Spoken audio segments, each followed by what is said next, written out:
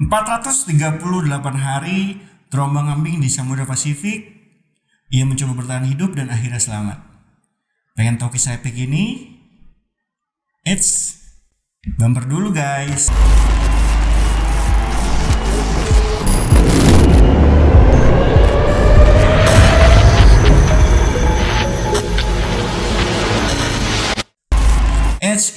HELLO, hey, hello, hai, selamat datang di konten perdana gua, Mod Story. Kali ini gua akan menceritakan dan membawakan kisah tentang survival story seorang nelayan yang hanyut di Samudra Pasifik selama 1 tahun lebih.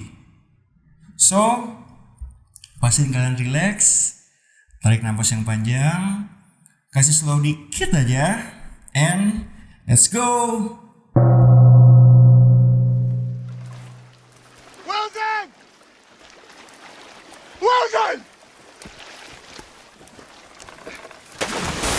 It's a story that has the whole world scratching its head. How can this man, they're wondering, Jose Salvador Alvarenga, survive for more than 13 months? It's the kind of unbelievable story they make movies about. A man in a boat has washed up on the remote Marshall Islands in the North Pacific.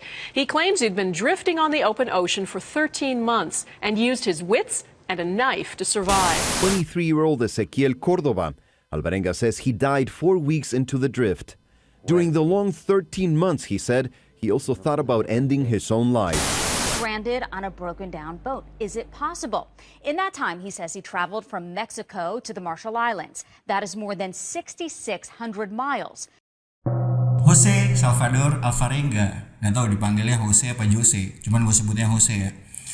Jadi si Jose ini adalah seorang pria berusia 36 tahun yang hidup di desa nelayan yang bernama Costa Azul di Meksiko. Nah, suatu hari dirinya dibuat gak berdaya. Walaupun dia ini nelayan yang berpengalaman, tapi ketika datang badai yang tiba-tiba dengan kekuatan besar menghantam perahu yang dinaikinya, itu membuatnya terombang-ambing dan hanyut di Samudra Pasifik tanpa navigasi, tanpa makanan, dan lebih apesnya lagi teman melautnya yang gak berpengalaman. Pada akhir tahun 2012, tepatnya bulan November, perjuangan kisah hidup si Jose ini dimulai, men. Awalnya si Jose ini merencanakan untuk memancing ikan di laut selama 30 jam. Target dari tangkapan si Jose ini ada ikan hiu. Bayangin, di Meksiko ikan hiu itu jadi tangkapan. Kalau di sini ya mungkin ada spesies hiu yang jinak yang bisa ditangkap dan gak membahayakan nelayan ya. Terus targetnya ada ikan marlin yang kalian logonya sama kayak Mancing Mania Mantap, nah kayak gitulah ikan marlin. Terus yang terakhir ada ikan layar. Dari ketiga ikan ini, si Jose itu bisa ngasilin banyak duit karena ini tangkapan-tangkapan mahal dan bisa menghidupi kehidupan si Jose di darat. Lalu biasanya dia melaut nggak pernah sendirian, pasti punya partner lah. Jadi ada teman duet atau tandemnya selama melaut si Jose ini, namanya si Ray Perez. Tapi untuk kesempatan kali ini, ketika dia menceritakan yang tadi gue bilang, dia pengen mancing nih di lautan 30 jam. Cuman si Ray Perez ini berhalangan, men. Otomatis karena berhalangan, jadi si Jose harus nyari opsi lain, mencari nelayan yang siap untuk nemenin dia di bawah perusahaan Rodriguez. Nah, si Jose itu bekerja di bawah Rodriguez, jadi Rodriguez itu majikannya. Alhasil ketika dia mencari nelayan untuk menemaninya, dipilihlah seorang pria muda berusia 24 tahun yang bernama Ezequiel Cordoba. Nah, Ezequiel Cordoba ini sebenarnya dia nggak punya cukup banyak pengalaman, bisa dibilang. Terus dia nggak pernah kerjasama sama si Jose sekalipun, bahkan mobil pun nggak pernah. Jadi kayaknya sih ketika si Jose mau berangkat, Ray Perez tiba-tiba mendadak nggak bisa, ya dia lihat ke tempat nelayan, tempat perusahaan si Jose, tempat ngumpul-ngumpulnya para nelayan ini, ada seorang pria muda kayaknya dipilih sama dia. Kenapa dia milih pria muda itu? Ya mungkin bisa sambil ngajarin lah, karena si Jose ini emang berpengalaman dan bisa nurunin ilmunya atau sambil ngelatih si Cordoba ini. Terus lagi pula si Jose pun mikir karena mancing itu cuma 30 jam satu hari, 6 jam kan, berarti nggak lama-lama banget. Jadi kalau gua ngajak anak muda nggak masalah. Lagi pula gua mancing cuma di sekitaran pantai atau dekat sama daratan. Jadi kalau gua ngajak anak muda ini ya nggak apa-apa lah, sambil nyari temen dan ngajarin pengalaman yang tadi gua bilang. Pada tanggal 17 November 2012 akhirnya mereka berdua nih berangkat. Si Jose sama si Cordoba ini menggunakan perahu berbahan fiberglass dengan lebar 24 kaki dan tingginya 15 kaki. Nah, mereka untuk mancing ya pasti kan mereka ngebawa alat-alat pancing lah. Terus dia bawa icebox buat tangkapan ikannya itu. Terus di dalam perahunya itu ada radio portable elektrik.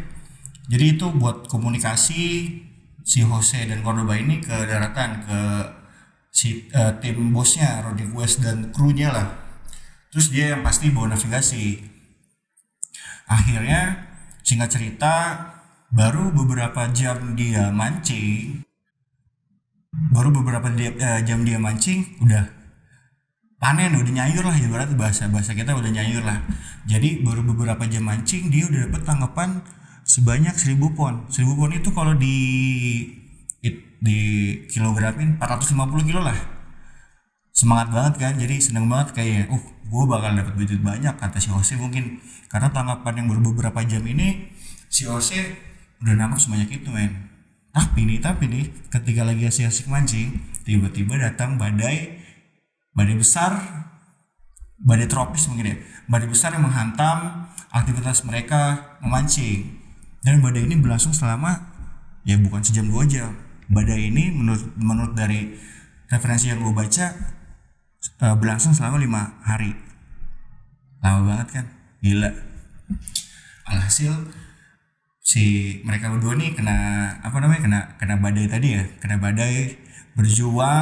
Awalnya mereka berjuang untuk balik ke daratan, tapi ya namanya badai, kalian bayangin kayak petir, terus ombak yang gede banget, arus ombak yang gede banget itu membuat mereka ini kesulitan. Yang ada mereka hanya bahu membahu untuk yaitu ketika ada air, kan badai nih, perahu mereka kecil lagi, otomatis air laut itu masuk ke dalam perahu mereka, otomatis mereka berdua bahu membahu untuk nguras air laut yang masuk. Itu aja yang mereka kerjain, karena kalau sampai air itu banyak masuk kapal mereka ya mati konyol, men. Karena si Jose ini berpikir, kapal gue berat banget, jadi susah untuk manuver nih si perahunya si Jose sama si Cordoba ini. Akhirnya si Jose ini berinisiatif untuk buang lagi tangkapan ikan yang udah didapat tadi. Mau nggak mau, daripada gua menambah bobot si perahu tersebut, ya otomatis gua buang dong, daripada gua tenggelam kan gitu pikiran si Jose saat itu. Akhirnya si Jose membuang semua tangkapan yang ditangkap tadi, men. Tapi mereka berdua sebenarnya khawatir, terlebih Jose, karena dia punya insting dan berpikiran bahwa ya suzon lah, karena kalau lu buang ikan segar di laut dalam jumlah banyak lagi, itu bisa mengundang kawan hiu mendekati kapal lu atau perahu lu. Cuman ya nggak kejadian sih, cuman dari kekhawatiran seorang Jose lah, karena itu bisa berakibat fatal. Akhirnya badai dapat lewatin, lalu dengan cepat ya mereka ngecek kondisi kapal si Jose ini, perahu si Jose ini dicek lah sama mereka berdua. Dari hasil pengecekan, jadi perahu yang ditumpakin sama mereka berdua ini ya lumayan rusak, dampak akibat dari badai itu. Motor atau mesin yang mostly sama lah kayak perahu di nelayan di Indonesia, kalian tahu kan, kayak speedboat gitu, di belakangnya ada, bisa dibilang motor sih. Nah, motornya itu rusak. Abis itu alat pancing mereka nggak hilang, nggak tahu kemana. Terus navigasi yang mereka bawa itu GPS nggak waterproof ternyata, sama hanya meninggalkan radio portable elektrik yang tadi gue mention itu dengan setengah baterai. Nah, kenapa bisa sampai kayak gini? Karena mungkin awalnya si Jose ini berpikir dan merasa terlalu percaya diri. Gue cuman mancing selama 30 jam, gue cuman mancing nggak jauh-jauh dari pantai, jadi dia nggak ngecek equipmentnya. Akhirnya dengan cepat si Jose ini kontak kru-kru atau teman-temannya dari Rodriguez, majikannya itu, untuk menyelamatkannya. Dan itu nyambung, si Jose itu komunikasi lah, minta Mayday, tolongin gua hanyut di laut karena badai nih. Tapi sebelum tim Rodriguez berhasil menemukan di mana posisi hanyutnya si Jose ini sama Cordoba, radio portable yang hanya memiliki baterai setengah itu keburu mati duluan. Awalnya si Jose ini masih berharap bahwa tim Rodriguez di daratan itu berhasil menemukan di mana posisi mereka. Tapi lambat laun harapan tinggallah harapan. Mereka harus beradaptasi dengan kondisi seadanya, tanpa makanan, tanpa alat navigasi, dan tanpa mesin perahu karena rusak. Lalu mereka harus makan di lautan. Mereka mencari ikan, burung laut, terus ada ubur-ubur, juga ada kura-kura. Uniknya, si Jose itu mempunyai skill menangkap ikan dengan menggunakan tangan kosong. Beda sama Cordoba, jadi Cordoba cuma helpernya doang. Karena si Cordoba ini gak punya pengalaman. Dia makan mentah-mentah semua, atau ketika ada terik matahari, biasanya Cordoba disuruh jemur ikan di atas perahunya. Untuk minum nih, mereka biasanya mix darah kura-kura dengan urin mereka. Kebayang gak sih lo minum air urin lo sendiri? Jijikan kan?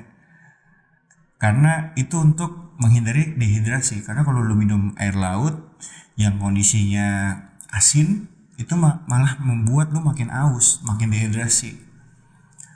Suatu ketika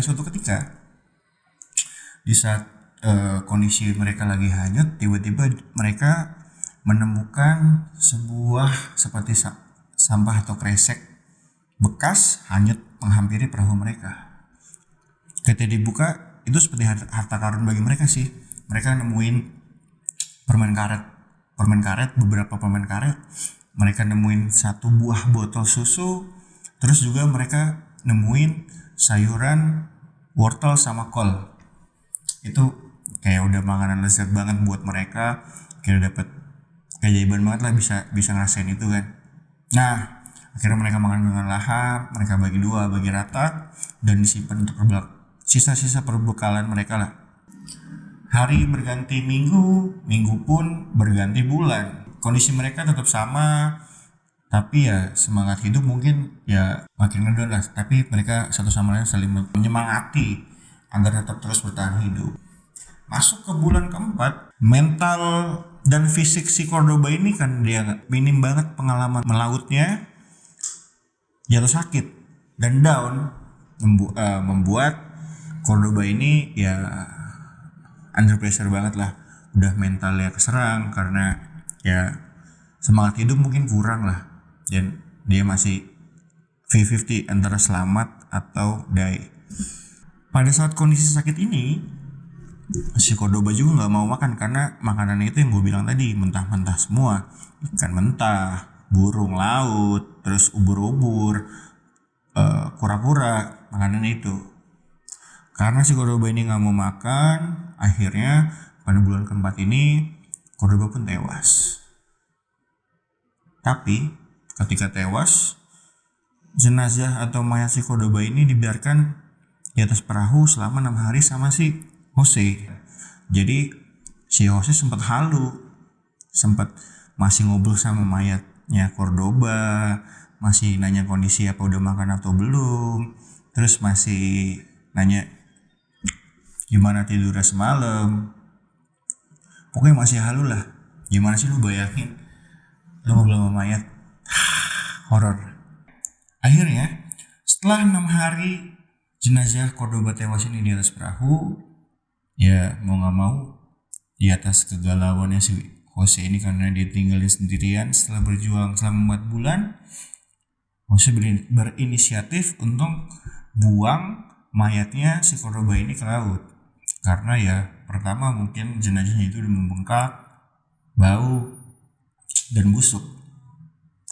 hanya pakaian yang menempel di tubuh Cordoba yang diambil sama si Jose untuk melanjutkan perjuangannya bertahan hidup. Oke, next. Ketika si Jose ini membuang mayatnya si Cordoba, dia langsung jatuh pingsan, gak sadarkan diri. Singkat cerita, akhirnya si Jose ini bangun dari tidur panjangnya dan harus menerima kenyataan bahwa dirinya ini hanya sendirian di tengah laut, terombang-ambing, udah lebih dari 4 bulan ya.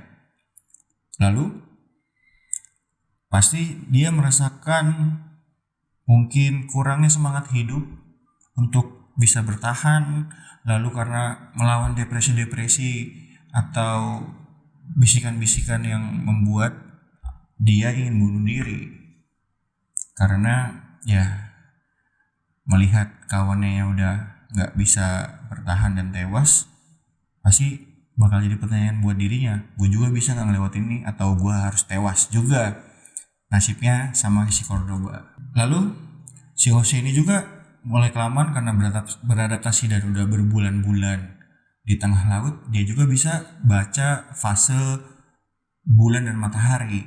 Jadi dia tahu hari ini tuh udah berapa hari sih dia hanyut terombang-ambing di Samudra Pasifik, dia tuh tahu. Terus dia juga menggunakan imajinasinya di tengah laut untuk melawan tekanan-tekanan tadi. Jadi gini, dia jalan di atas perahunya, membayangkan halu lah pokoknya, memainkan imajinasinya berjalan-jalan di atas perahu, membayangkan kalau itu lagi berjalan di taman, di daratan. Terus pokoknya dia having fun sama imajinasi sendiri untuk mungkin mendapatkan pikiran-pikiran positif. Lalu si Jose ini di saat sedang berhalusinasi, dia seperti melihat sebuah pulau kecil di tengah perjalanannya. Dia menyadari bahwa sudah 14 bulan men. Bayangin 14 bulan dia terombang-ambing di lautan. Dia berhalusinasi bahwa dia melihat sebuah pulau kecil. Lalu dia menyadari bahwa ini mungkin imajinasi gue doang nih. Imajinasi gue doang melihat pulau karena itu emang sebenarnya nggak ada.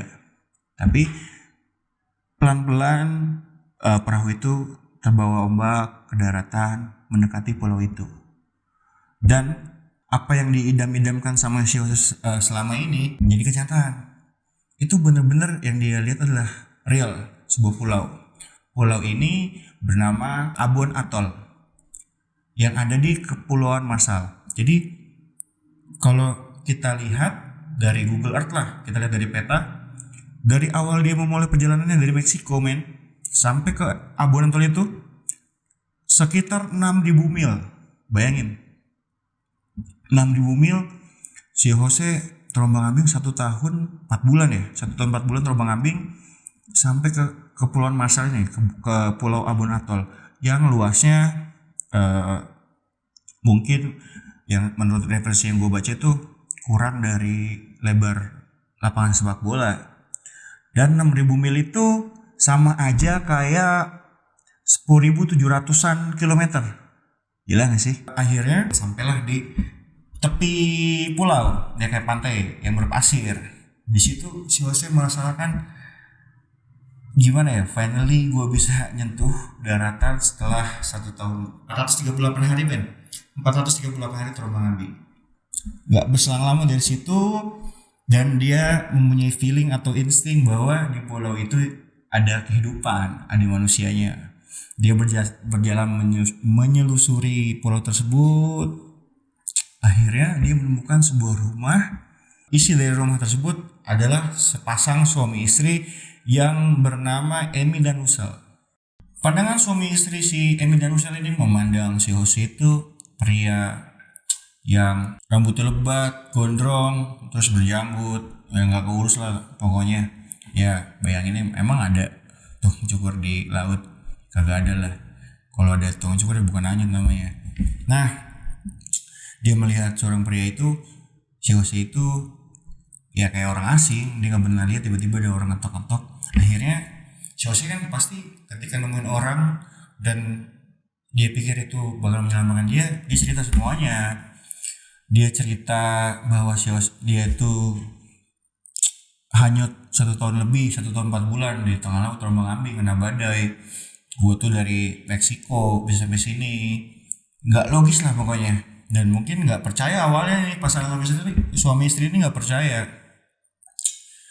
Oleh karena itu si suami istri ini laporan lah ke pihak berwajib, polisi setempat ya, bisa dibilang polisi setempat lah. Polisi datang dengan mendatangi dan menginvestigasi Jose lah. Kenapa dia bisa sampai sini? Dia dari mana? Dan macam-macam lah pokoknya pertanyaannya. Singkat cerita, akhirnya pasti kan polisi kan gali-gali informasi lah. Dan si Jose bilang dari Costa Azul. Akhirnya mungkin dari informasi, ternyata kabar berita si Jose ini di Costa Azul itu bahwa si Jose ini udah meninggal 11 bulan yang lalu, men. 11 bulan yang lalu dinyatakan meninggal karena kena badai. Dan polisi pun ngabarin ke putri dan orang tua si Jose ini, ternyata si Jose ini masih hidup. Ketika dinyatakan selamat, si Jose pun dibawa diinvestigasi dulu di rumah sakit, dites kesehatan sama dokter-dokter. Dan dokter pun hasil dari rekam medisnya itu bahwa ternyata makan makanan laut yang mentah kayak ikan, burung laut itu mengandung vitamin C yang membuat si Jose ini bertahan hidup. Tapi ada tapinya nih. Ada seperti infeksi karena mungkin alergi dari makanan-makanan mentah itu pada hatinya. Terus si Jose ini pun kan selamat setelah dirawat di rumah sakit di Kepulauan Marshall. Akhirnya dia dibawa balik ke Meksiko, ke tempat awalnya untuk bertemu keluarganya. Setelah beberapa hari dia terselamatkan, hal yang membuat dia kayak gimana ya, gue udah selamat, tiba-tiba ternyata si Jose ini digugat oleh keluarga si Cordoba ini, men. Isi gugatan dari keluarganya Cordoba ini, si Jose dituduh memakan mayat si Cordoba di perahu untuk bertahan hidup sampai akhirnya dia selamat. Jadi keluarganya ini menuduh, wah nggak mungkin si Cordoba dibuang gitu aja, pasti si Jose makan mayatnya nih. Itu isi tuduhan awalnya. Kasus ini sampai dibawa ke meja persidangan. Jose memiliki pengacara dan pengacaranya ini membantah dengan tegas klaim dari keluarga Cordoba ini. Bahkan Jose Salvador Alvarenga berhasil lolos dari alat pendeteksi kebohongan untuk membuktikannya. Jose Salvador Alvarenga dinyatakan tidak bersalah oleh persidangan. Hari ini Jose Salvador Alvarenga hidup di sebuah kota kecil bernama El Salvador yang dikelilingi oleh tanah dan sejauh mungkin dari lautan. Meskipun Jose Salvador Alvarenga ini menghabiskan separuh umurnya untuk bermain dengan lautan, namun karena tragedi hanyutnya ini membuat traumatik yang mendalam bagi Jose. 438 hari hanyut terombang-ambing di Samudra Pasifik. Gimana rasanya, bayangin banget. Kisah ini pun selesai. Plans to help him return home to El Salvador have been postponed due to his worsening health condition. After being sent back to the hospital, doctors are now closely monitoring his progress. Terima kasih buat kalian yang telah menyaksikan video ini dari awal sampai akhir. Semoga kisah Jose Salvador Alvarenga berikut perjuangannya untuk bertahan hidup dan selamat itu bisa menginspirasi kalian dan semoga kalian suka. Oh iya, buat kalian yang punya kisah-kisah inspiratif, kisah-kisah menarik yang pengen gue bahas, kalian bisa komen di bawah sini di kolom komentar, atau kalian bisa DM gue di Instagram @halomot HALLOMOT. Cukup sekian dari gue, Mot undur diri. See you next time, man. Bye bye.